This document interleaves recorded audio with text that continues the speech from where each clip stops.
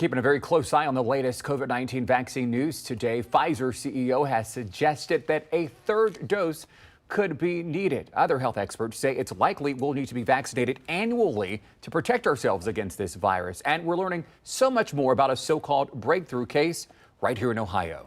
10 TV's Lindsay Mills has the latest on what you need to know from a member of our team of local medical experts.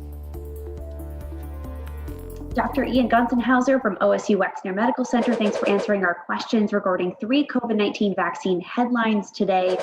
First up, Pfizer CEO has said a third dose may be required. What do we know about this? Since the beginning of the testing and studying of the Pfizer vaccine, really all of the vaccines, we've been looking at how long the immunity that it gives individuals will last. The way that they look at that is really by measuring the levels of those antibodies that your body produces in response to the vaccine.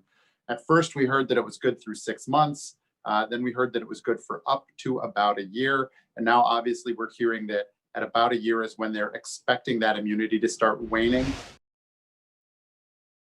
When it comes to getting the vaccine every year, what are your thoughts about that? If it continues in our communities, then we likely would need a vaccine every year if the immunity doesn't last, longer than that. At his news briefing Thursday, Governor Mike DeWine said there have been 154 reports in Ohio of fully vaccinated people later getting COVID-19.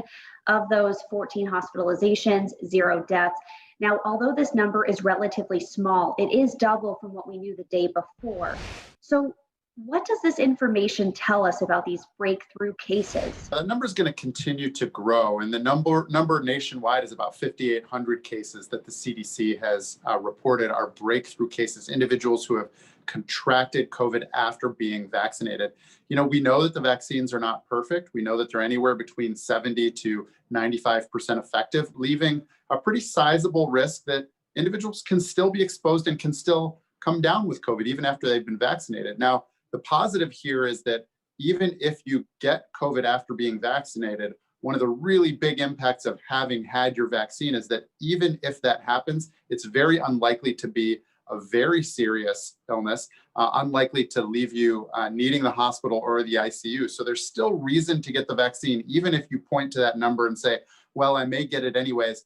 What you end up getting with COVID after being vaccinated is very different from what you may experience if you've not been vaccinated.